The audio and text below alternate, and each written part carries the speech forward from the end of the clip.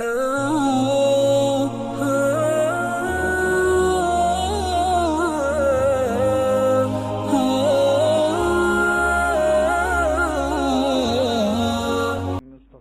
بعد فقال رسول الله صلى الله تعالى عليه وسلم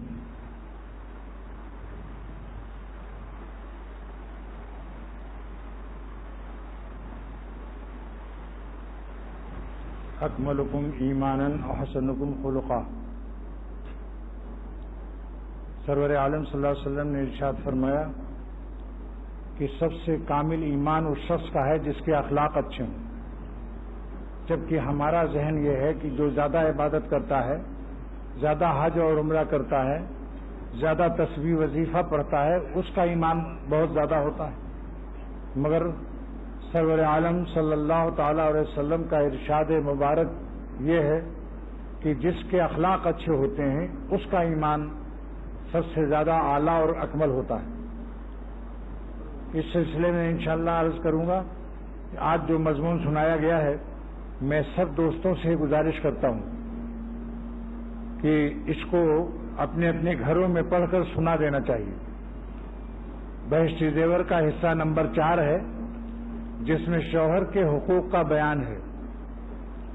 آج کل میاں بیوی میں بدمزگیاں رہتی ہیں، کم گھرانے ایسے ہیں کہ جہاں سکون سے رہتے ہوں۔ کہیں شوہر کی طرف سے زیادتی ہے، کہیں بیگم صاحبہ کی طرف سے زیادتی ہے، جو بیگم نہیں رکھتی اس کو، نام تو بیگم ہے مگر اپنے شوہر کو بیگم رکھنا نہیں جانتی۔ اس لیے اور اپنی اپنی بیٹیوں کو بھی، ہر آدمی اپنی اپنی بیٹی کو بھی پڑھ کے سنائے۔ جو آج آپ حضرات نے سنا ہے، حضرت حقیق الامت مجدد ملت مولانا اشرف علی صاحب تھانوی رحمۃ اللہ علیہ نے عورتوں کو کس طرح شوہر کے ساتھ رہنا چاہیے، سرور عالم صلی اللہ علیہ وسلم کے ارشادات سنائے گئے۔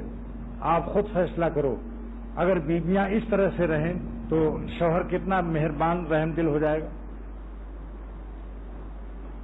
اس کو بار بار اپنے گھروں میں بھی سنائیے، انشاءاللہ اس کی برکت سے میاں بیوی میں نہایت ہی، اور میرا ایک واز ہے، اس کا نام ہے خوشگوار ازدواجی زندگی، اور دوسرا واز ہے حقوق النساء۔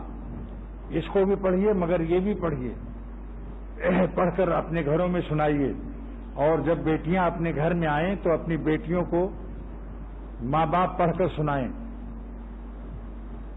بہت ضروری ہے۔ آج کل مساوات کا مسئلہ چل رہا ہے کہ ہم شوہر سے کم نہیں ہیں۔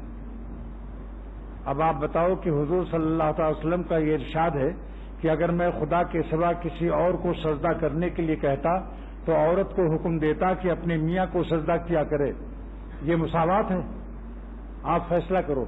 حضور فرماتے ہیں سید الانبیاء محمد الرسول اللہ صلی اللہ تعالی علیہ وسلم کہ اگر خدا کے علاوہ کسی کو سجدہ کرنا جائز ہوتا تو میں عورتوں کو ضرور حکم دیتا کہ اپنے میاں کو یعنی شوہر کو سجدہ کیا کریں۔ اگر مرد اپنی عورت کو حکم دے کہ اس پہاڑ کے پتھر کو اٹھا کر اس پہاڑ تک لے جاؤ، اس پہاڑ کے پتھر کو تیسرے پہاڑ پر لے جاؤ، تو اس کو یہی کرنا چاہیے۔ اور حضرت صلی اللہ علیہ وسلم نے فرمایا جب کوئی اپنے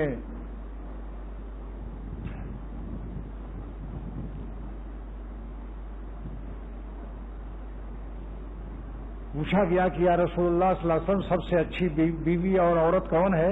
آپ نے فرمایا کہ وہ عورت جب اس کا میاں اس کی طرف دیکھے تو وہ خوش کر دے،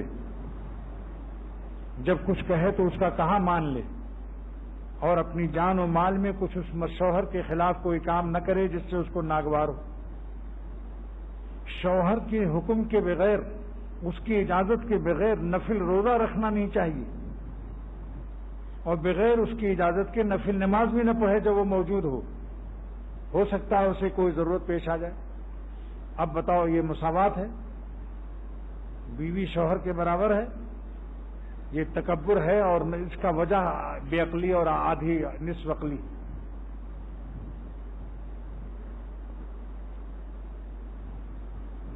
اس کے بعد ہے میاں کے ساتھ نباہ کرنے کا طریقہ، جس کو سید میر عشرت جمیل صاحب نے سنایا۔ اس مضمون کو بار بار اپنے گھروں میں سنائیے۔ اگر آپ لوگ چاہتے ہیں کہ بیوی آپ کی محبت کرے، اکرام سے رہے، شرارت نہ کرے، اور آپ چاہتے ہیں کہ میری بیٹی اپنے شوہر کے ساتھ صحیح حق ادا کرے، آرام سے رہے، تو یہ مضمون پھر سن لیجئے۔ بہشت زیور کا حصہ نمبر 4، بہشت زیور کا حصہ نمبر 4، عنوان کیا ہے؟ میاں کے ساتھ نباہ کرنے کا طریقہ۔ اب بتائیے، حضرت فرماتے ہیں کہ اگر اس کے کوئی کام اس کے مزاج کے خلاف نہ کرو شوہر کے، اگر وہ دن کو رات بتلا دے تو تم دن کو رات کہنے لگو۔ مقصود کیا ہے اس کا؟ اس کا مقصد حاشیے میں لکھا ہوا ہے کہ یعنی اس کو انتہائی فرما برداری کرو، یہ مطلب ہے۔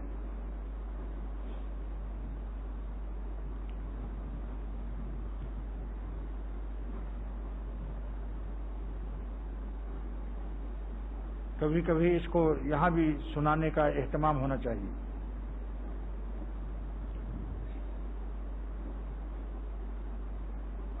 حضرت لکھتے ہیں کہ جب تک ساس سسر زندہ ہیں، بیوی کو چاہیے کہ اپنے ساس سسر کی خدمت اور تابعداری کو فرض سمجھے اور اس میں اپنی عزت سمجھے۔ ساس نندوں سے الگ ہو کر رہنے کی ہرگز فکر نہ کرے کہ ساس نندوں سے بگاڑ ہو جانے کی یہی جڑ ہے۔ خود سوچو کہ ماں باپ نے اس کو پالا ہے، بچے کو، اور پال کر جوان کیا۔ اب جب میاں جوان ہو گئے اور بیوی صاحبہ آتے ہی بوڑھے ماں باپ سے اس کو الگ کرنے کی سازش، کان میں کانا پھوسی شروع کر دیتی۔ حالانکہ ماں باپ اس امید پر شادی کرتے ہیں کہ ہم اب بوڑھے ہو گئے ہیں تو بہو آئے گی تو ہمیں ایک گلاس پانی دے گی، کچھ پکا کے کھلائے گی۔ وہاں معاملہ الٹا ہے۔ جب بہو آئی تو دولے سے اترتے ہی یہ فکر کرنے لگی کہ میاں آج ہی ماں باپ کو چھوڑ دو بس۔ پھر جب ماں کو معلوم ہوتا ہے کہ میرے بیٹے کو مجھ سے چھڑا رہی ہے، اسی لیے پھر فساد شروع ہو جاتا ہے۔ اور شکایت کے ساتھ ساس بڑی ظالم ہے۔ ذرا دیکھو تو، خود بھی تو سوچو کہ تمہاری بھی کوئی ذاتی ہے یا نہیں۔ جب تمہارا بیٹا جوان ہوگا، بیویوں سے کہتا ہوں، جب تمہارا بیٹا جوان ہوگا، تمہاری بہو آئے گی اور تمہارے بیٹے کو تم سے فرنٹ کرے گی، مخالف بنائے گی، تب پتہ چلے گا۔ آج اپنے بڑوں کا ادب کر لو، کل یہ ہماری بیویاں بھی ساس بنیں گی۔ یہ جو بیویاں ہیں جوان، وہ بھی ساس بنیں گی یا نہیں؟ پھر جتنا ادب یہ اپنے ساس کا کریں گی، اپنے سسر کا، اتنا ہی ادب اللہ تعالیٰ ان کی بہوؤں سے کرائے گا۔ حدیث سے ثابت ہے، راوی بھی حضرت انس رضی اللہ تعالیٰ عنہ ہے کہ جو اپنے بڑے بوڑھوں کی عزت کرتا ہے، اللہ تعالیٰ جب اس کے چھوٹوں سے اللہ اس کو عزت دلائیں گے۔ جو اپنے بڑوں کی عزت کرتا ہے جوانی میں، جب یہ جوان بڈھا ہوگا تو اس کے جو چھوٹے جوان ہوں گے وہ اس کا ادب کریں گے، کیونکہ اس نے اپنے بڑوں کا ادب کیا ہے۔ اس محدثین لکھتے ہیں کہ اپنے بڑے بوڑھوں کے ادب کرنے کا 2 انعام، ایک زندگی بڑھ جائے گی، کیونکہ جب یہ بڈھا ہوگا تب اس کے چھوٹے جوان ہو کر اس کا ادب کریں گے۔ حضور صلی اللہ علیہ وسلم کی اس بشارت میں یہ علم موجود ہے کہ یہ بوڑھا ہوگا۔ کیا مطلب؟ جس کو شوق ہو کہ بوڑھا ہو کر کے مرے، وہ اپنے بڑے بوڑھوں کا ادب کرے۔ اگر چاہتا ہے کہ میری زندگی میں خدا برکت دے، جوانی میں موت نہ آئے، جو یہ شخص چاہتا ہو وہ اپنے بڑے بوڑھوں کا ادب کرے۔ تو حضور صلی اللہ علیہ وسلم کی بشارت کہ جب یہ بڑا ہوگا، بوڑھا ہوگا، تو اس کے چھوٹے اس کا ادب کریں گے۔ محدثین لکھتے ہیں کہ اس میں 2 انعام ہے، بڑوں کا ادب، اپنے بڑے بوڑھوں کا ادب میں 2 انعام، عمر میں برکت کہ یہ بھی بوڑھا ہوگا، اور اپنے چھوٹوں سے عزت۔ اپنی عمر میں برکت، اپنے چھوٹوں سے عزت جو چاہتا ہے وہ اپنے بڑے بوڑھوں کا، ماں باپ کا، استاد کا، شیخ کا، کوئی بھی اپنی عمر سے بڑا ہو، ادب اگر نصیحت بھی کرنی ہے تو ادب سے پیش کرو، نصیحت کرنا بھی سیکھو۔ نصیحت پستول کا نام نہیں ہے کہ بس آپ نے ایسے غلطی سنت کے خلاف وضو کیا، آپ کو وضو کرنا بھی نہیں آتا۔ اب صاحبزادے 20 سال کے ہیں، جو وضو کر رہا بیچارہ وہ 60 برس کا ہے، 70 سال کا ہے، اس کو ڈانٹ لگا رہے ہیں چھوٹے صاحب، مولوی صاحب، نئے مولوی جو ابھی مدرسے سے نکل کے آئے ہیں۔ ارے ذرا کسی بڑے بوڑھے کے پاس شیخ عبد القادر جیلانی بڑے پیر صاحب رحمۃ اللہ علیہ نے فرمایا کہ مولوی کو چاہیے کہ مدرسوں سے نکل کر فوراً مسجد کے ممبر پر نہ بیٹھے، کچھ دن اللہ والوں کی صحبت میں رہے تاکہ نفس کو مٹا کر ادب، انسانیت اور اخلاص کو سیکھے، پھر وہ نصیحت کرنے کے قابل ہوتا ہے۔ اب حضور فرماتے ہیں صلی اللہ تعالی وسلم کہ جو اپنے بڑوں کا ادب کرے گا تو چھوٹے اس کی عزت کریں گے۔ جب یہ بوڑھا ہوگا تو دو نعمت مل گئی نا بھائی، بڑوں کی عزت کرنے سے دو نعمت ملی، عمر میں برکت، چھوٹوں سے عزت۔ اور بڑوں کو بھی چاہیے اپنے چھوٹوں پر رحم کرنا۔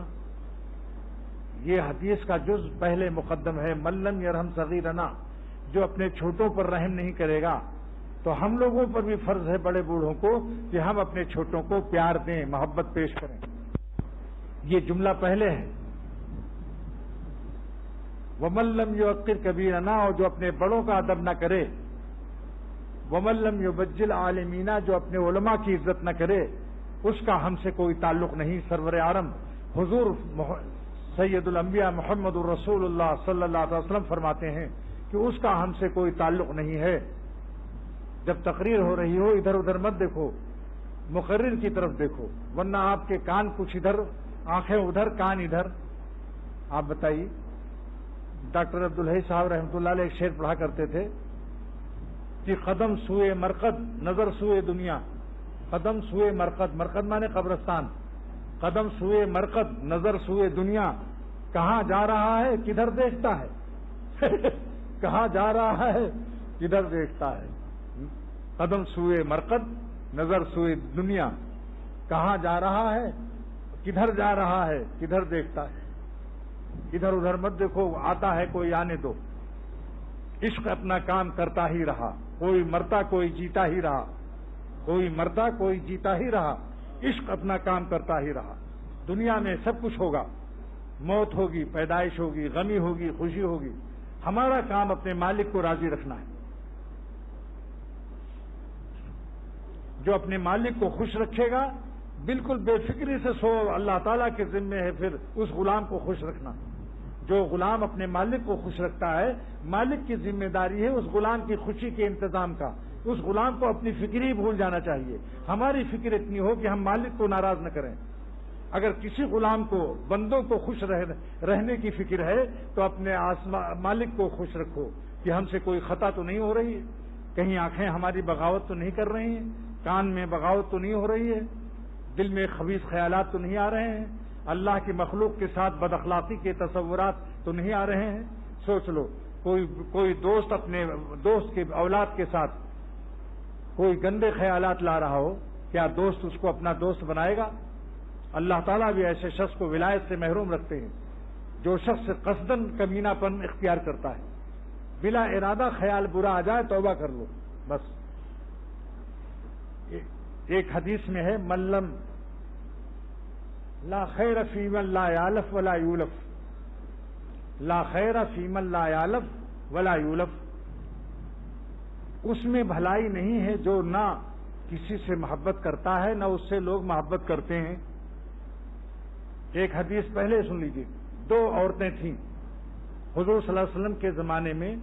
ایک عورت عبادت بہت کرتی تھی، رات کو بھر عبادت، دن کو روزہ، تسبیح ہر وقت۔ صحابہ نے عرض کیا کہ ایک عورت ہے، بڑی عبادت گزار ہے، مگر اخلاق نہایت خراب، زبان کی نہایت کڑوئی، محلے بھر تنگ ہیں اس سے، ہر سے لڑتی ہے، ذرا سی بات میں بس ناک پر مکھی نہیں بیٹھ سکتی۔ آپ نے فرمایا ہی فی النار، یہ جہنم میں جائے گی۔ کہاں گیا تہجد، کہاں گئی تلاوت، کہاں گئی نماز، کہاں گیا روزہ؟ جہنم کی وعید سنا دی آپ نے۔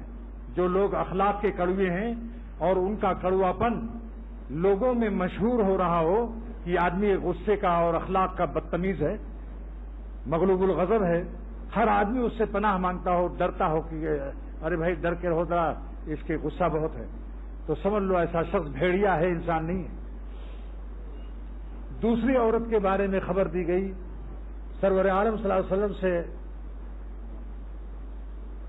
صحابہ نے عرض کیا، یا رسول اللہ صلی اللہ تعالی علیہ وسلم، ایک عورت ہے جو فرض پڑھتی ہے، واجب ادا کرتی ہے اور سنت مؤکدہ ادا کر لیتی ہے، ضروری اعمال کرتی ہے، لیکن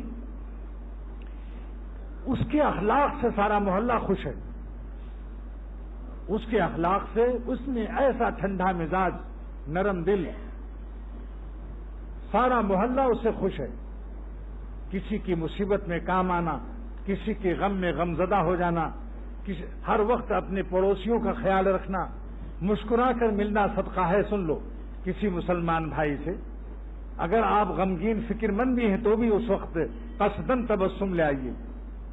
دل نہیں چاہتا مسکرانے کو، لیکن ایک مسلمان کو خوش کرنے کے لیے تبسم سے بھائی کیا ہے، خیریت ہے. جب پیٹ کے لیے آپ تبسم کر سکتے ہو، پیٹ کے لیے، اگر پیٹ کے لیے تبسم کر سکتا ہے انسان تو اللہ کو خوش کرنے کے لیے تبسم مفت کا صدقہ بلا خرچہ مال کے. حضور فرماتے ہیں صلی اللہ تعالی وسلم کہ اپنے مسلمان بھائی سے خندہ پیشانی، مسکراتے چہرے سے ملاقات کرنا صدقہ ہے، اگرچہ مال نہیں خرچہ ہوا. لیکن پیٹ کے لیے تبسم آسان. میر صاحب نے قصہ بتایا کہ امریکہ کے سلامتی کونسل بین الاقوامی ادارے میں استقبالیہ پر ایک شخص مقرر ہوا. اس کو امریکہ کی حکومت نے کہا جو بھی آئے اس سے مسکرا کر ملنا. دن بھر مسکرایا، کئی روز تک تو سب جبڑے جکڑ گئے، اکڑ گئے. رات کو جب کھانا کھانے چاہا تو جبڑے ہل نہیں رہے تو گرم پانی سے سیکائی کیا. زبردستی کی مسکراہٹ پیٹ کے لیے تھی، تو پیٹ کے لیے، تنخواہ لینے کے لیے، تو اللہ کے لیے بھی اس حدیث پر عمل کیجیے کہ جو مسکرا کر اپنے مسلمان بھائی سے ملتا ہے، اور اگر آیا کوئی ملنے کے لیے وہیں پہاڑ کی طرح بیٹھے، جگہ ہے، وہ بیچارہ تنگی سے بیٹھا ہوا ہے کیونکہ آگے دوسرا بیٹھا ہے. ان کو اس کا ہوش نہیں، یہ عالم بے خودی والے لوگ ہیں. اتنا ہوش نہیں کہ ذرا سا کھسک جاؤ. اگر جگہ بھی ہو، اگر جگہ ہے لیکن پھر بھی تھوڑا سا حرکت کر لو، آئیے تشریف لائیے. یہ سنت رسول اللہ صلی اللہ علیہ وسلم. ایک صحابی آئے، مسجد نبوی میں بہت جگہ تھی مگر حضور صلی اللہ علیہ وسلم نے کہا آئیے، آؤ مرحبا سال. تھوڑا سا ہٹ گئے، اپنی جگہ سے کھسک گئے، چاہے 1 انچ کھسکے، لیکن اس نے کہا یا رسول اللہ صلی اللہ علیہ وسلم مسجد میں بہت جگہ تھی، آپ اپنی جگہ سے تھوڑی سی حرکت کیوں کیا آپ نے؟ فرمایا کہ مسلمان پر مسلمان کا حق ہے کہ جب وہ ملنے آئے تو تھوڑی سی جسم کو حرکت دے دے، ذرا سا ہٹ جائے جگہ سے، تاکہ معلوم ہو کہ اس نے ہمارا اکرام کیا. اسلام اس کا نام ہے. اکملکم ایمانن احسنکم خلقن. سب سے کامل ایمان اس کا ہے جس کے اخلاق اچھے ہوں. آج تصوف کو تسبیحات پر اور اشک بار آنکھوں سے مناجات پر بنیاد رکھا گیا ہے. چند وظیفوں کا نام ہے، اور اخلاقیات میں معاملہ یہی ہے کہ بس جب دیکھو ناک پر غصہ چڑھا ہوا ہے. بارہا اپنے دوستوں کو دیکھتا ہوں، کوئی ملنے آیا ذرا سا حرکت نہیں کرتے کہ آئیے تشریف لائیے، جگہ بیٹھ جائیے. جگہ یہاں تک بازوں کو دیکھا تنگی سے بیٹھے ہیں، مجھے کہنا پڑا کہ ذرا سا جگہ دے دو بھائی، تھوڑا سا کھسک جاؤ، جگہ ادھر موجود ہے. ہوش نہیں، عالم بے خودی سے خدا نہیں ملتا. اس دین سراپا بیداری کا نام ہے. ہر لمحے حیات، ہر سانس یہ خیال ہو کہ میرا اللہ اس سانس میں ہم سے خوش ہے یا نہیں. یہ اصلی پاسن سانس ہے. بعض لوگوں کی ہر سانس میں ذکر جاری ہے، ہر سانس میں ذکر جاری ہے، لیکن کسی گناہ سے پرہیز نہیں ہے. یہ پاسن سانس اللہ والوں کا شیوا نہیں. حکیم الامت مجدد ملت مولانا اشرف علی صاحب تھانوی رحمت اللہ علیہ فرماتے ہیں کہ اصلی پاس انفاس یہ ہے. پاس مانے لحاظ رکھنا، خیال رکھنا. انفاس جمع ہے نفس کی، نفس مانے سانس. ہر سانس میں خیال رکھو کہ کون سی سانس اللہ تعالیٰ کی مرضی کے مطابق گزری، کون سی سانس اللہ تعالیٰ کے تحت الغضب اور نافرمانی میں گزری. جس شخص کو یہ خیال ہو جائے اب سمجھ لو یہ اللہ والا ہو گیا، اس کو اللہ تعالیٰ سے نسبت قائم ہو گئی. دیکھتے رہو، دل کی نگرانی بھی کرو. دل کی نگرانی کرو کہ دل میں کیسے خیالات آ رہے ہیں. ان خیالات سے اللہ تعالیٰ خوش ہے یا نہیں، یا اپنی ہی حرام لذت سمیٹ رہے ہو. جب دل میں کوئی خیال آئے فوراً سوچو. دل میں خیال کے ساتھ ہم کو، آپ کو یہ بھی خیال آئے کہ اس خیال سے اللہ تعالیٰ کا کیا خیال ہے. جب کوئی دل میں خیال آئے تو اس خیال کے ساتھ ہم کو بھی یہ خیال ہونا چاہیے کہ اس خیال کے ساتھ اللہ تعالیٰ کا کیا خیال ہوگا، وہ خوش ہوں گے یا ناراض۔ جب دل فیصلہ کرے کہ اللہ تعالیٰ کو تو گندے خیالات سے خوشی نہیں، فوراً کہو یا اللہ ان خیالات سے ہم توبہ کرتے ہیں، معافی چاہتے ہیں۔ اگر یاد ہو تو یہ دعا بھی پڑھ لو، اللہم اخلصنی بذاتک و بمخلوقاتک، اے اللہ میں تیری ذات کے ساتھ بھی اخلاص چاہتا ہوں اور آپ کی مخلوق کے ساتھ بھی اخلاص اور اچھے اخلاق چاہتا ہوں۔ آپ بتاؤ کسی کی بیٹی کو کوئی بری نظر سے دیکھ رہا ہو، کسی کے بیٹے کو کوئی بری نظر سے دیکھ رہا ہو، کیا اس وقت میں یہ باپ کا حق ادا کر رہا ہے؟ باپ کی دوستی کا حق ادا ہو رہا ہے؟ جو اس کی اولاد کا نہیں ہے وہ باپ کا بھی نہیں ہے، جو اللہ کی مخلوق کا نہیں ہے وہ اللہ کا بھی نہیں ہے۔ جو اللہ کی مخلوق کو بری نظر سے دیکھتا ہے یا مخلوق خدا کے ساتھ بدگمانی اور بدخیالی اور خیانت کے خیالات میں مشغول ہے، اللہ تعالیٰ اس کے ساتھ خوش ہو گے یا ناراض ہوں گے؟ بتاؤ بھائی، کیا اللہ تعالیٰ کو پتہ نہیں چلتا؟ مگر ایسے بے خیال ہیں، بہت سے لوگ ایسے بے خیال ہیں۔ غور سے سنیے، آنکھ بند کر کے مت سنو، آنکھ بند کر کے کوئی مت سنو، آنکھ کھول کر کے سنو۔ کان تو سنتا ہے، کان سنتا ہے، کان ہمیشہ کھلا رہتا ہے، کبھی کان بند ہوتا ہے؟ کان کے اوپر کوئی پردہ نہیں ہے، آنکھ کے اوپر کچھ پردہ ہے، اس لیے کہ تاکہ آنکھ نامناسب جگہ نہ دیکھے۔ اس لیے اللہ نے ایک پردہ لٹکا دیا ہے کہ جب میرے بندے کو ضرورت پڑے اور نامناسب جگہ آنکھ جانے کو کوشش کرے تو جلدی سے پردہ لٹکا لے۔ لیکن جہاں عبادت ہو،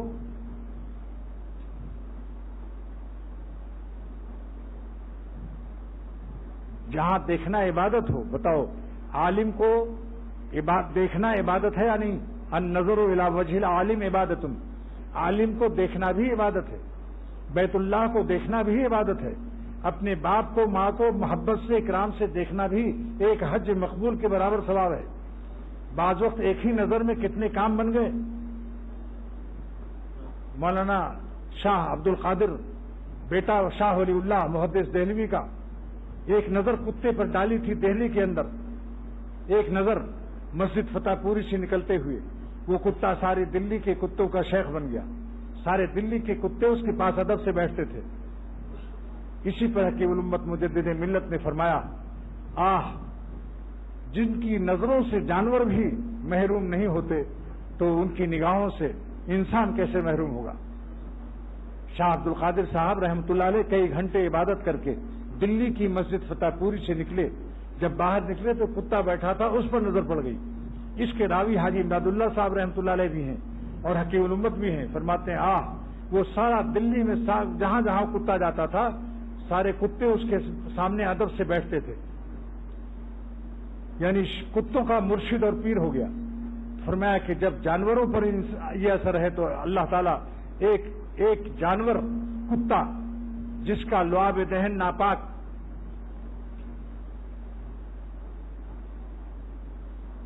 چند اولیاء اللہ کے ساتھ ہو گیا، اصحاب کہف،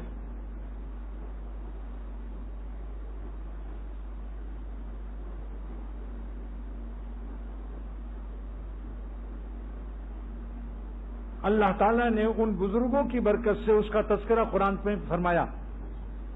آج جتنا پورے قرآن کے ہر حرف پر 10 نیکی ملتی ہے، اس کتے کے 3 حرف قلبہم باسط ذراعیہ وسیط، اس قلب پر 30 نیکیاں ملتی ہیں، اتنا ہی نیکی جتنا پورے قرآن پر ملتا ہے۔ یہ صحبت کا اثر نہیں ہے کہ اللہ تعالیٰ نے اس قصے کو جب بیان کیا اصحاب کہف کا تو اس کتے کا بھی ذکر کیا۔ یہ ہے سگے اصحاب پے نیکاں گرفت، نیکوں کے ساتھ وہ کتا آج اس کی تلاوت کی جا رہی ہے، اللہ تعالیٰ کے کلام کا جز بن گیا۔ حضرت مولانا یعقوب نانوتوی رحمۃ اللہ علیہ، حضرت تھانوی رحمۃ اللہ علیہ کے استاد نے دیکھا کہ چھتے کی مسجد دارالعلوم دیوبند میں ایک شخص کوئی آیا اور ساری مسجد میں روشنی پھیل گئی۔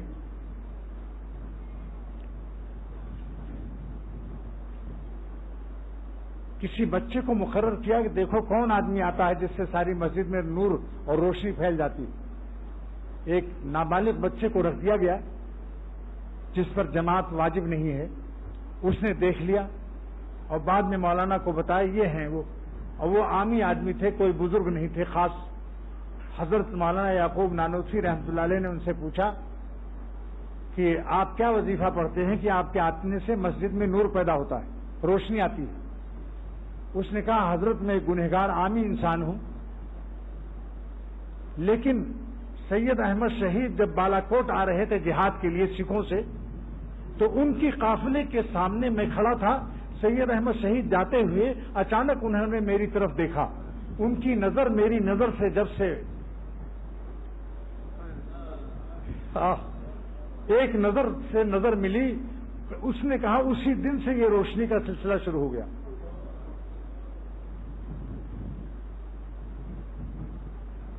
اس لیے دوستو، تقریر میں سونے سے آنکھ بند کرنے سے بھی احتیاط رکھو، کیونکہ مقرر کا اس پر اثر اچھا نہیں پڑتا. اگر 100 اندھے بیٹھے ہوں اور کسی وائس کو بیٹھا دو، مضمون بہت مشکل سے نکلے گا. بہت سا مضمون آپ کی آنکھوں سے ملتا ہے مقرر کو. جب آپ محبت سے دیکھتے ہیں تو آپ کی آنکھوں کے فیض سے مقرر کے دل میں آمد ہوتی ہے. جیسے بچہ جب روتا ہے تو ماں کی چھاتی میں دودھ جوش کرتا ہے، اور جو خون ہوتا ہے وہ مستحیل ہو جاتا ہے، کنورٹ ہو جاتا ہے، منتقل ہو جاتا ہے، تبدیل ہو جاتا ہے ماں کا خون دودھ میں. اسی وقت جب بچہ روتا ہے، رونے سے پہلے اس کا سارا آپریشن کر کے دیکھو، کہیں خون ہی خون ملے گا چھاتی میں، لیکن رونے کے بعد فوراً خون کی مشینری دودھ سے منتقل ہو جاتی ہے. یہ کیا بات ہے؟ اللہ تعالیٰ بھی معاملہ ہی ہے. جب مقرر بیٹھتا ہے اس کے دل میں کچھ نہیں ہوتا، اس کو پتہ بھی نہیں رہتا میں کیا بیان کروں گا. آپ لوگوں کی طلب اور پیاس اندر اندر مقرر کے اوپر اثر انداز ہوتی ہے. اس لیے جتنا آپ محبت سے سنیں گے، غور سے دیکھتے رہیں گے، اتنے ہی آپ کی برکت سے مضمون کی آمد ہوگی. تو میں عرض کر رہا تھا کہ اگر آپ لوگ چاہتے ہیں کہ قیامت کے دن ہم کامل ایمان کے ساتھ اٹھیں، اکملکم ایمانن، کامل نہیں اکمل، کامل سے اعلیٰ درجہ ہے، تو آپ اپنے اخلاق کی اصلاح کرائیے. ہم سب اپنے اخلاق کی فکر کریں. بعض وقت میں ایک خلق اللہ کو پسند آ گیا، ایک عادت کوئی، اور اسی سے جنت مل گئی. ایک رنڈی نے، ایک بدکار عورت نے، بخاری شریف کی حدیث ہے، جنگل میں جا رہی تھی، ایک کتا پیاس سے مر رہا تھا. اس رنڈی بدکار عورت نے اپنا موزہ نکالا، بخاری شریف کی روایت ہے، دوپٹہ نکالا. اس سے اندازہ کرو کہ پہلے زمانے میں بدکار عورت بھی دوپٹہ اوڑھتی تھی، آج شریف لڑکیاں بھی دوپٹے کو پھینک چکی ہیں. شریف دادیاں اپنے دوپٹے کو سر سے پھینک دیا. اگر بہت زیادہ دینداری دکھائی تو گلے میں لپیٹ لیا، کندھے پر ڈال لیا. بالوں کا کھولنا حرام ہے. حرام کام سے آج امت کو کیسے فلاح ملے گی؟ وظیفے پڑھو رات بھر دن بھر. وظیفے سے جب تک اللہ کا غصہ ٹھنڈا نہیں ہوگا، اللہ خوش نہیں ہوگا، وظیفہ کچھ نہیں کر سکتا. گھر میں VCR، ٹیلی ویژن، ننگی فلمیں، لڑکیاں لڑکوں کے ساتھ مخلوط تعلیم ننگے سر پڑھ رہی ہیں. آپ بتاؤ کہ اللہ تعالیٰ کا غضب اور قہر کا عمل ہے یا نہیں؟ جبکہ حضور صلی اللہ علیہ وسلم نے اپنی بیویوں کو نابینا صحابی سے پردہ کرایا. نابینا صاحب بیویوں، 2 بیویاں بیٹھی تھیں، حضرت میمونہ، ایک حضرت میمونہ، ایک حضرت حفصہ غالباً ہے. دونوں بیویوں نے کہا کہ اے اللہ کے نبی، یہ تو اندھے ہیں. فرمایا یہ تو اندھے ہیں، تم تو اندھی نہیں ہو. یہ ادب. دوستوں میں یہ کہہ رہا ہوں کہ اس بدکار عورت نے اپنا موزہ نکالا، اپنا دوپٹے سے موزے کو جوڑ لگایا، اور کنویں میں جھک کر کے، جنگل کے کنویں میں جھک کر کے اس نے بھگویا، اور بھگو کر نچوڑا. کتے جو مر رہا تھا پیاس سے، اس کے منہ میں نچوڑ دیا اور وہ زندہ ہو گیا. حضور فرماتے ہیں صلی اللہ تعالی وسلم، اسی عمل سے اللہ تعالیٰ اس کو جنت عطا فرمائیں گے. اخلاق کا درجہ دیکھا آپ نے؟ لیکن افسوس یہ ہے کہ جو تصوف سیکھ رہے ہیں وہ بھی اخلاقیات کی طرف توجہ نہیں کرتے. جو خانقاہوں سے جڑے ہیں اخلاقیات کو اہمیت ہی نہیں دیتے، حج و عمرے کے لیے تیار، لیکن کسی مسلمان کو اذیت پہنچ جائے جو بھی نہیں رینگتی کہ لاؤ اس سے معافی تو مانگ لیں کم سے کم۔ اذیت پہنچانا حرام ہے، تکلیف دینے والا کبھی اللہ کا ولی نہیں ہو سکتا۔ ولی ہونا تو درکنار، ابرار کے رجسٹر میں، نیک لوگوں کے رجسٹر سے بھی خارج ہو جائے گا۔ حضرت خواجہ حسن بصری رحمۃ اللہ علیہ، ہاں ٹھیک ہے، حضرت خواجہ حسن بصری رحمۃ اللہ علیہ کتنے بڑے یہ ہیں، خواجہ حسن بصری نے 120 صحابی کی زیارت کی ہے۔ ادرا 120 صحابین، 120 صحابہ کی زیارت کرنے والا، اور جس کی ماں حضور صلی اللہ علیہ وسلم کے گھر میں ملازمت کرتی تھی، جو حضور کے گھر میں نوکرنی ہو جس کی اماں، کیا درجہ ہوگا؟ ام سلمہ کے ہاں رضی اللہ تعالیٰ عنہا، جو ہماری ماں سرور عالم صاحب بیوی، ان کے ہاں یہ نوکرنی تھی، جھاڑو لگانا، صفائی کرنا۔ حضرت خواجہ حسن بصری پیدا ہوئے تو جب روتے تھے تو ام سلمہ حضور ہماری ماں ان کے اپنا چھاتی اپنا بچوں کو ہو جاتی ہے۔ ان کی اماں خواجہ حسن بصری کی حضرت عمر رضی اللہ تعالیٰ عنہ کے پاس لے کر گئیں، عرض کیا، اے عمر رضی اللہ تعالیٰ عنہ خلیفہ سرور عالم صلی اللہ علیہ وسلم کے، میرے بچے کو تحنیک کر دیجئے۔ سنت تحنیک یعنی کھجور کھا کر، میٹھ چبا کر اس کا تھوڑا سا منہ کا تھوک میرے بچے کے منہ میں ڈال دیجئے، یہ سنت ہے۔ اپنے گھر کے بڑے بوڑھوں سے، علماء دین، بزرگان دین سے کرانا اپنے بچوں کے لیے تحنیک، اس کا نام کیا ہے؟ سنت تحنیک۔ حضرت عمر رضی اللہ تعالیٰ عنہ نے، کیا آواز کر رہا ہوں؟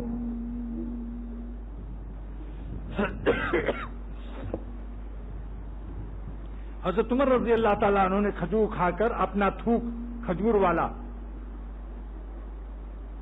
ان کے منہ میں ڈالا، تو اتنے بڑے ولی اللہ جس کے اسلام لانے پر تمام آسمانوں پر فرشتوں نے خوشیاں منائی تھیں، واستبشر اہل السماء باسلام عمر، ایسی مقدس ذات کی جس کی موافقت میں کئی دفعے وہی نازل ہوئی، ایسے شخص کے بارے میں کہ انسان آبادی نبی لکان عمر، حضور فرماتے ہیں میرے بعد کوئی نبی ہوتا تو عمر رضی اللہ تعالیٰ عنہ ہوتے۔ بعضوں کو یہ خیال ہوا کہ جب اتنا درجہ تھا تو پہلا خلیفہ ان کو ہونا چاہیے۔ اس کا جواب یہ ہے کہ حضرت ابوبکر صدیق جو تھے ارحم امتی تھے، امت پر سب سے زیادہ رحم دل، تو جو رحم دل زیادہ ہوتا ہے اس کا درجہ زیادہ ہوتا ہے۔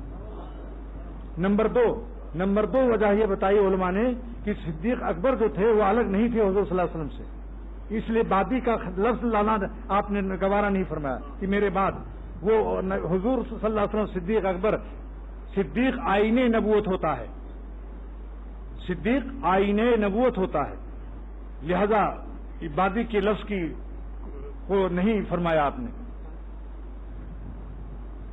تو ان کے لعاب دہن سے اتنے بڑے عالم محدث ہوئے وہ، اور دو دعا دی حضرت عمر رضی اللہ تعالیٰ عنہ نے، جو ابھی میں اپنے لیے آپ سب کے لیے مانگوں گا۔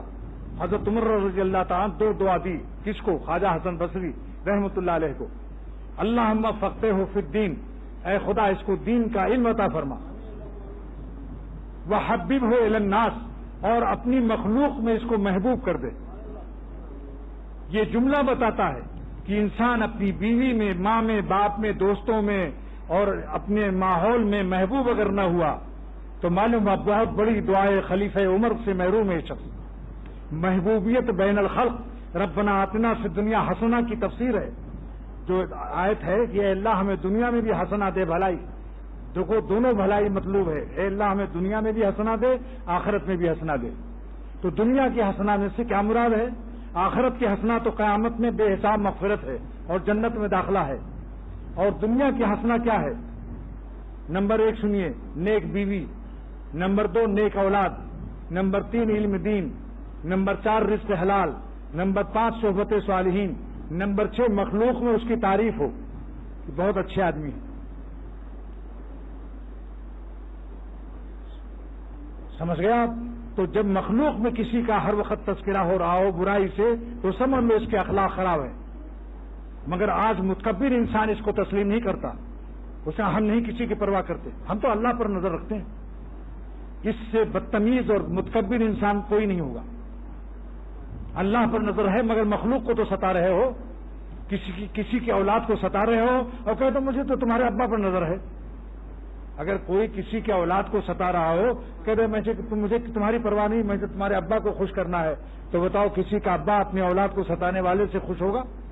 تو ربا بھی اپنی مخلوق کو ستانے والوں سے خوش نہیں ہوتا. جب ایک بدکار عورت کتے کو پانی پلا کر اس کو زندگی کا سبب بن کر جنت لے لیتی ہے, تو خواجہ حسن بصری رحمۃ اللہ علیہ اتنے بڑے شخص ہیں, ان کو اتنی پیاری دعا دی. آج ہم بھی یہ دعا مانگتے ہیں اپنے لیے, آپ سب کے لیے, اور جو عورتیں بیٹھی ہیں ان کے لیے. کیا دعا ہے وہ؟ اللہم فقہنا فی الدین, اے اللہ ہم سب کو علم دین عطا فرما اور دین کی سمجھ عطا فرما. خالی علم دین مراد نہیں ہے یہاں, ورنہ فرماتے علمنا, اللہم علمہ الدین, اللہ اس کو دین کی تعلیم علم دے دے. نہیں, فقہہ فی الدین, دین کی فہم, دین کی سمجھ عطا فرما. اللہم اب اس کو ہم اپنے لیے کیسے بنائیں گے؟ اللہم فقہنا فی الدین, اے اللہ ہمیں دین کی فقہ اور سمجھ عطا فرما. وحببنا الی الناس, اور ہم سب کو, جو حاضرین, جو گھر والے, عورتیں, ہم سب کو مخلوق میں اپنے محبوب کر دے. یعنی ہماری ذات سے کسی کو تکلیف نہ ہو, کسی ایک انسان کو ہماری ذات سے تکلیف نہ ہو, تب سمجھ لو اللہ تعالیٰ کا پیارا بندہ بن گیا. مخلوق کو ستانے والا اللہ کا ولی نہیں ہو سکتا. تو یہ دونوں دعا یاد کر لیجئے آپ لوگ, کیونکہ یہ ثناء خلق جو ہے, ثناء خلق, یہاں پر ایک بات یاد آئی, مخلوق کی تعریف ربنا آتنا فی الدنیا حسنہ کی تفسیر ہے. ایک بات یاد آئی, عرفات کے میدان میں سب سے اعلیٰ دعا کیا ہے؟ سب سے اعلیٰ جو حدیث سے ثابت ہے, لا الہ الا اللہ وحدہ لا شریک لہ لہ الملک ولہ الحمد یحیی ویمیت وہو علی کل شیء قدیر. آپ بتاؤ اس میں کوئی دعا ہے سوائے اس کے اللہ کے سوا کوئی معبود نہیں, لہ الملک, سلطنت اسی کی ہے, لہ الملک ولہ الحمد, تعریف سب اسی کی ہے. سارا پوری عبارت میں کوئی دعا نہیں ہے, اس کے اندر کچھ نہیں مانگا سوائے اللہ کی تعریف کے. اس کا کیا جواب ہے؟ اگر کوئی پوچھے کہ صاحب یہ کون سی دعا سکھائی حضور صلی اللہ علیہ وسلم نے جس میں نہ ہمارے لیے دنیا مانگی نہ آخرت مانگی, لیکن اس کو سب سے اعلیٰ دعا قرار دی گئی عرفات کے میدان میں؟ اس کا جواب علماء نے اور فقہاء نے کیا دیا کہ ثناء الخلق کریم, نہیں تو ثناء الکریم دعاؤں, ثناء الکریم دعاؤں, ثناء الکریم دعاؤں. کریم کی تعریف کرنا, کسی کریم کی تعریف کرنا بھی دعا ہے. تو اللہ تعالیٰ کریم ہے, اسی تعریف میں ساری دعا شامل ہو گئی. یہ جملہ یاد رکھیے, ثناء الکریم دعاؤں, کسی کریم کی تعریف کی جائے یہ خود دعا ہے, یہ خود دعا ہے.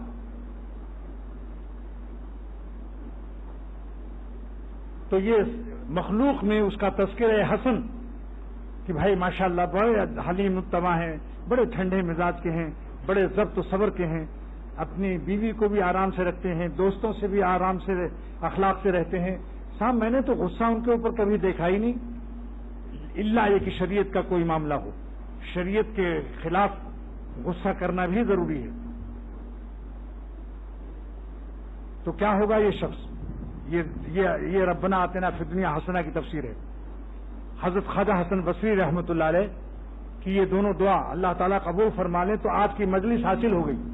آج آپ کا آنا 16 آنا ہو گیا انشاءاللہ تعالیٰ. یہ دو دعا مانگ لو, اللہم فقہنا فی الدین, اے خدا ہم سب کو دین کی فقہ اور دین کی سمجھ عطا فرما. وحببنا الی الناس, اور ہمیں اپنی مخلوق میں محبوب کر دے. اب خواجہ حسن بصری کی ایک تفسیر سنیے. علامہ بدر الدین عینی رحمۃ اللہ علیہ شرح بخاری عمدۃ القاری, بخاری شریف کی شرح کا کیا نام؟ عین سے عمدۃ القاری. اس میں لکھتے ہیں کہ ابرار کون لوگ ہیں. ان الابرار لفی نعیم, قرآن شریف میں نازل ہے, ان الابرار لفی نعیم, نیک بندے جنت میں جائیں گے. مگر ابرار کون لوگ ہیں؟ آج سن لیجئے, ابرار بننا ہے یا نہیں, جنت میں جانے کا شوق ہے یا نہیں. ان الابرار لفی نعیم, اللہ تعالیٰ فرماتے ہیں کہ نیک بندے جنت میں جائیں گے. وَإِنَّ الْفُجَّارَ لَفِي جَحِيمٍ, اور نافرمان جہنم میں جائیں گے. تو ہمیں ابرار بننا چاہیے یا نہیں؟ لیکن ابرار کون لوگ ہیں ذرا سن لو. خواجہ حسن بصری رحمۃ اللہ علیہ ابرار کی تفسیر کرتے ہیں. قال الحسن البصری فی تفسیر الابرار, خواجہ حسن بصری ابرار کی تفسیر کرتے ہیں کہ ابرار کون بندے ہیں نیک لوگ؟ الذین لا یؤذون الضر, جو چیونٹی کو بھی تکلیف نہ دیں. سن لو اس کو، بے خیالی میں جا رہے ہیں، چونٹیوں کا مرکز ہے، 10,000 چونٹیوں کا بل کے پاس، اسی پر پیر رکھتے چلے جا رہے ہیں۔ سعدی شیرازی رحمۃ اللہ علیہ نے فرمایا جب کوئی چونٹی پر پیر رکھتا ہے تو جیسے انسان پر ہاتھی پیر رکھ دے، اگر کسی انسان پر ہاتھی پیر رکھ دے تو جو حال اس کا ہوتا ہے جب انسان بے خیالی نالائقی سے چونٹیوں پر پیر رکھتا ہے، ان کا وہی حال ہوتا ہے۔ تو اگر جنت میں جانا ہے تو بیوی اور بچے اور ماں باپ کو ستانا تو بہت بڑی چیز ہے، چونٹی کو بھی تکلیف مت دو۔ قال الحسن البصری فی تفسیر الابرار، ابرار بندے وہ ہیں الذین لا یؤذون الضر، جو کسی چونٹی کو بھی تکلیف نہ دیں، ولا یرضون الشر، جو کسی گناہ سے خوش نہ ہوتے ہوں۔ یہ گندے گندے خیالات پکا کر حرام مزہ، اندر اندر خوشی حرام لی جا رہی ہے اور ابرار بنے ہوئے ہیں۔ دیکھیے ابرار کی تفسیر، الذین لا یؤذون الضر، جو چونٹی کو بھی تکلیف نہ دیں، ولا یرضون الشر، اور اللہ کی نافرمانی سے خوش نہ ہوتے ہوں۔ آپ بتاؤ بھائی، گندے گندے خیال دل میں پکا کر پرانے گناہ کو بھی سوچ سوچ کر مزہ لینا حرام، اور توبہ بھی نہ کرنا، گھنٹے اسی میں مشغول ہیں اور توفیق توبہ نصیب نہیں۔ اگر یہ شخص اللہ کا مقبول ہوتا تو فوراً تنبیہ ہو جاتی اس کو کہ میں کیا کر رہا ہوں، کیسے خیال لا رہا ہوں۔ نفس سے کہتا ہو نالائق خبیث، کیا خیال سوچ رہا ہے؟ جس قوم پر عذاب اللہ نے نازل کیا اس خیال کو سوچتا ہے، فوراً توبہ کی توفیق ہو جاتی ہے اللہ والوں کو۔ جس پر اللہ تعالیٰ کی مہربانی ہوتی، جس پر توفیق توبہ نہ ہو تو سمجھ لو توجہ اللہ کی رحمت سے محروم ہے شخص۔ فتاب اللہ علیہم لیتوبوا، اللہ معلوسی فرماتے ہیں کہ جس کو اللہ تعالیٰ فرماتے ہیں فتاب اللہ علیہم، اللہ نے ان پر مہربانی فرمائی۔ کیا مطلب؟ اے وفقہم للتوبہ، یعنی توفیق توبہ بخشی۔ تو معلوم ہے توفیق توبہ آسمان سے آتی ہے اور زمین والوں پر اللہ کی رحمت کی علامت ہے کہ اس کو توفیق توبہ نصیب ہو جائے۔ قرآن پاک کی آیت سے بیان کر رہا ہے اختر، فتاب اللہ علیہم، اللہ نے ان پر مہربانی کی۔ کیا تفسیر کی علامہ آلوسی رحمۃ اللہ علیہ نے؟ اے وفقہم للتوبہ، اللہ نے آسمان سے توفیق توبہ زمین والے کو بھیج دی۔ یہ علامت ہے اس زمین والے پر اللہ کی رحمت کی جس کو توفیق توبہ نصیب ہو جائے۔ لیتوبوا، تاکہ وہ توبہ کر لیں اور ہمارے بن جائیں، یعنی نفس کے دشمن کے بن رہے تھے اب دوست کے بن گئے توبہ کر کے۔ تو آج یہ عرض کر رہا ہوں کہ سب سے بڑا کامل ایمان اس کا ہے جس کے اخلاق اچھے ہوں۔ آج سے ارادہ کر لو کہ ہماری ذات سے کسی کو تکلیف نہ پہنچے، خاص کر اپنی بیویوں کے معاملے میں جس پر اللہ تعالیٰ نے سفارش نازل کی، عاشرہن بالمعروف۔ اے ایمان والو، اپنی بیویوں سے بھلائی سے پیش آؤ۔ اگر تم نے بیویوں کو رلا دیا اور آہ نکلوا دی، یاد رکھو یہ آہ تمہارے اوپر گرے گی، کوئی نہ کوئی گردہ تمہارا خراب ہوگا، کینسر ہوگا یا کوئی نہ کوئی عذاب نازل ہوگا۔ اختر نے آنکھوں سے یہ بات اتنا زیادہ دیکھا ہے اپنی زندگی میں کہ جنہوں نے اپنی بیویوں کو رلایا ان کی آہ نکلوائی اور وہ اپنے ماں باپ کو چھوڑ کر، بھائیوں کو چھوڑ کر اللہ کی اس شریعت کے قانون کے مطابق زندگی ہمیں دے دیتی ہیں ساری۔ تو ہمارا بھی فرض ہے کہ جب ان کا باپ ماں یہاں نہیں، ان کے بھائی یہاں نہیں، ہمارا اخلاقی کیا فرض ہوتا ہے کہ ہم بھی ان کی دل جوئی، ان کو دل کے خوش رکھنے کی کوشش کریں۔ صرف مرغیوں کو، یعنی ڈاکٹر عبدالحی صاحب رحمۃ اللہ علیہ نے مجھے سنایا تھا، بس اس قصے کو سنا کر ختم کرتا ہوں۔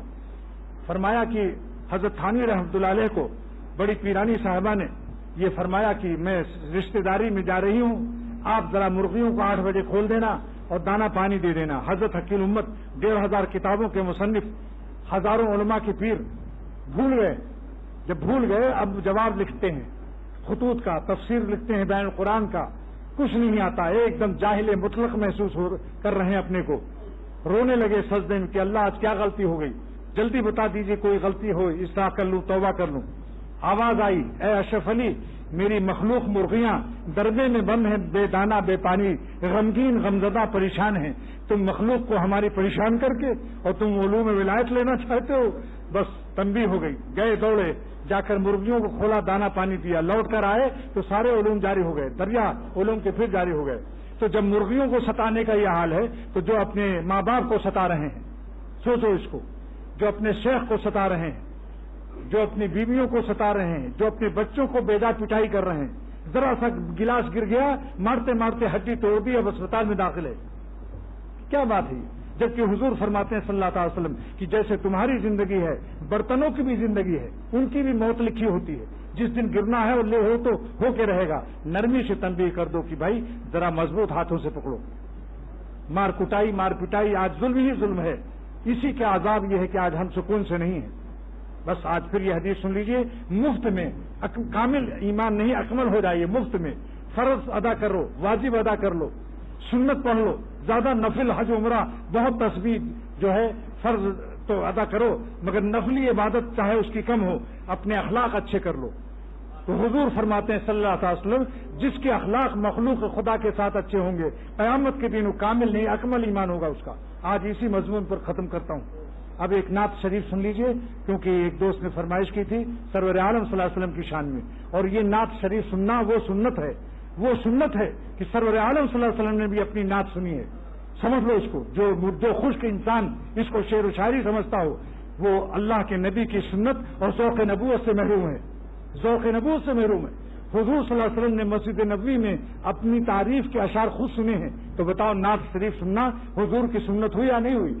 تو آج یہ آپ سنت ادا کر لیں سرور عالم صلی اللہ علیہ وسلم کی، صحابہ بھی سنتے تھے. اور یہ فرمائش کی ایک صاحب نے اسی جمعے کے سے پہلے کہ بھائی ہمارا دل چاہتا ہے کہ وہ یہ صبح مدینہ یہ شام مدینہ. سچ کہتا ہوں مسجد میں ہوں واللہ مدینے پاک کے صبح شام کچھ اور ہی نظر آتے ہیں. بہت غور سے دیکھتا ہوں کہ صبح بھی عجیب ہے اور شام بھی عجیب ہے. جہاں 70 شہیدوں کے خون شہادت کی وفاداریاں ہوں، جہاں سرور عالم صلی اللہ علیہ وسلم کی زندگی مبارک بے نفس نفیس آرام فرما ہو، جہاں اتنے سے اسلام سارے عالم میں پھیلا ہو، وہاں اگر انوار نہیں ہوں گے تو کہاں ہوں گے؟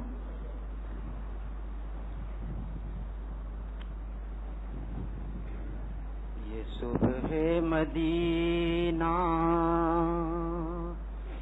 یہ صبح مدینہ، یہ شام مدینہ، یہ صبح مدینہ، یہ شام مدینہ، مبارک تجھے یہ قیام مدینہ، یہ صبح مدینہ، یہ شام مدینہ، مبارک تجھے یہ قیام مدینہ. اور بلند آواز سے بھلا جانے کیا جام مینائے عالم،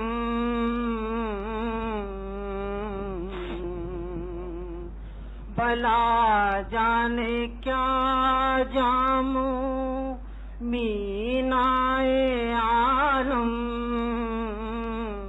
تیرا کیف خوش خرام مدینہ، تیرا کیف خوش خرام مدینہ.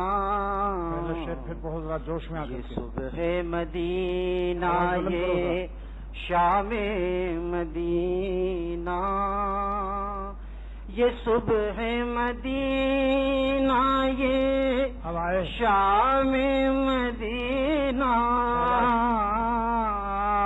آواز آئی میں یار پک اپ ذرا دیر میں. یہ صبح مدینہ، یہ شام مدینہ، مبارک تجھے یہ قیام مدینہ، مبارک تجھے یہ قیام مدینہ. بھلا جانے کیا جام مینائے عالم، بھلا جانے کیا جام مینائے عالم، تیرا کیف خوش خرام مدینہ. خوش خرامی مستانہ چال کو کہتے ہیں. مستانہ چال. جب مدینے کی طرف حاجی جاتا ہے اس کی چال دیکھ لو. بلا جانے کیا جام مینائے عالم، تیرا کیف خوش خرام مدینہ. روضہ مبارک جو ہے گنبد خضرا دور سے نظر آتا ہے. اسی وقت مدینہ طیبہ کی طرف جو چال ہوتی ہے بدل جاتی ہے. اور یہ شعر بزبان حال بزبان قال حاجی پڑھتا ہے. کوئی بزبان قال کوئی بزبان حال. ڈھونڈتی ہے گنبد خضرا کو تو، ڈھونڈتی ہے گنبد خضرا کو تو، دیکھ وہ ہے اے نگاہ بے قرار، دیکھ وہ ہے اے نگاہ بے قرار. ہوشیار ہے جانے مستر ہوشیار، آ گیا شاہ مدینہ کا دیار.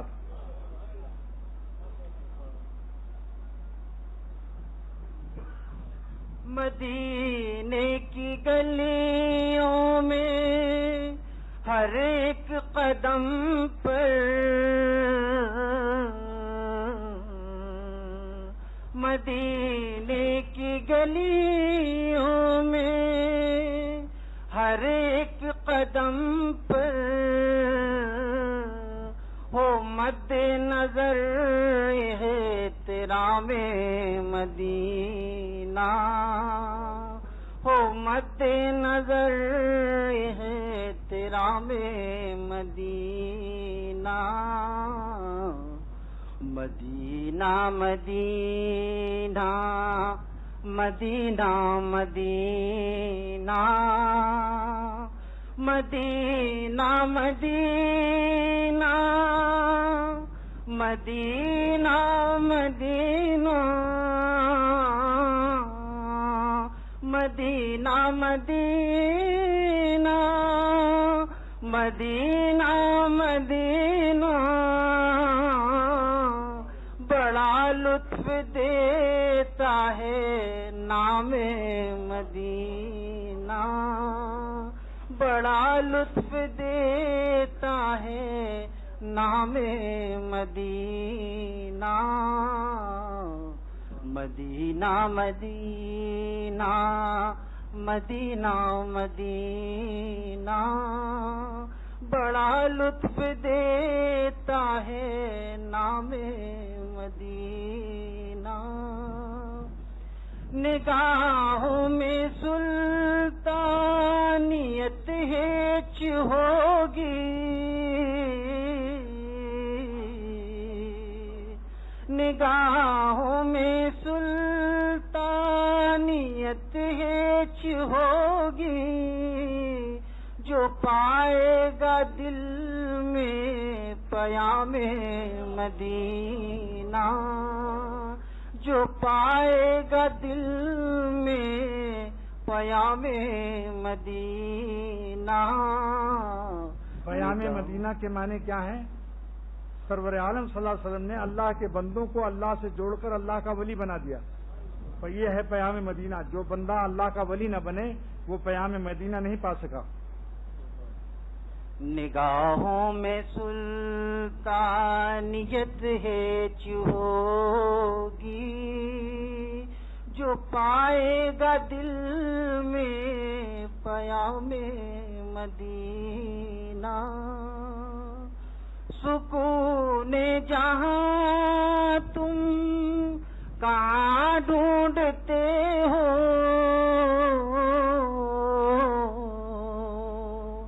سکون جہاں تم کہاں ڈھونڈتے ہو. سکون جہاں ہے نظام مدینہ، سکون جہاں ہے نظام مدینہ. سکون جہاں تم کہاں ڈھونڈتے ہو، سکون جہاں ہے نظام مدینہ. ہو آزاد اختر غم دو جہاں سے، ہو آزاد اختر غم دو جہاں سے، جو ہو جائے دل سے غلام مدینہ، جو ہو جائے دل سے غلام مدینہ۔ یہ صبح مدینہ، یہ شام مدینہ، مبارک تجھے یہ قیام مدینہ۔ اس نعت شریف کی برکت سے امید ہے کہ جو آج اللہ کی مخلوق کے ساتھ اچھے اخلاق سے رہنے کی جو تعلیم دی گئی ہے، امید ہے کہ آج سب کو عمل کی توفیق ہو جائے گی انشاءاللہ۔ اللہ تعالی ہم سب کے دلوں کو رحم دل بنا دے اور ہم برسان رحمت کو غالب فرما دے اور ظلم سے ہم سب کو نجات عطا فرما دے، ظالم بننے سے بھی اور مظلوم بننے سے، دونوں سے نجات اللہ عطا فرما۔ اور شیراز صاحب کو ان کی طبیعت خراب، اللہ تعالیٰ جو بھی بیمار ہیں